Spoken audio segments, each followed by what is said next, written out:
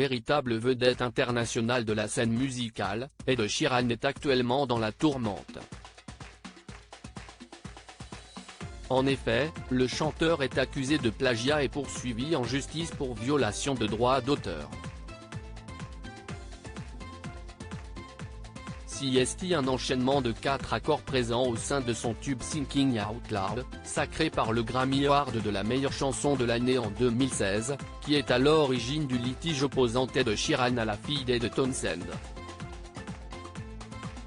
Cette dernière affirme que ce fameux enchaînement de 4 accords présents dans le titre du musicien britannique est en fait un plagiat du tube de Marvin Gaye, Let's Get It On, dont son père fut le co-auteur en 1973.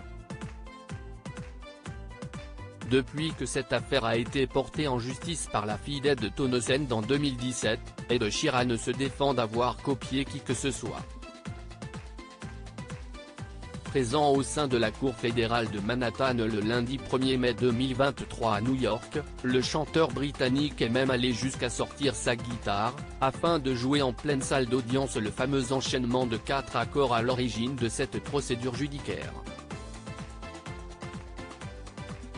Pour rappel, Ed Sheeran avait déjà joué de la guitare et chanté lors du premier jour de son procès. Afin de prouver sa bonne foi, le musicien a joué la chanson mise en cause, en la comparant avec celle de Marvin Gaye, mais aussi avec des tubes de Nina Simone, Stevie Wonder ou bien encore Van Morrison. Ed Sheeran, en plein procès, le chanteur se défend grâce à sa guitare en faisant cela. Ed Sheeran a voulu démontrer que l'enchaînement d'accords incriminé dans cette affaire est en réalité extrêmement courant. Selon le chanteur, il figure même dans des manuels de guitare. Ainsi, le musicien a affirmé haut et fort qu'il n'est ni le premier ni le dernier artiste à l'utiliser. Par la suite, Ed Sheeran a indiqué qu'il mettrait un terme à sa carrière musicale si jamais il venait à perdre son procès contre la fille d'Ed Townsend. Par le passé, Pharrell Williams avait été condamné à verser 5 millions de dollars pour des faits à peu près similaires en 2015.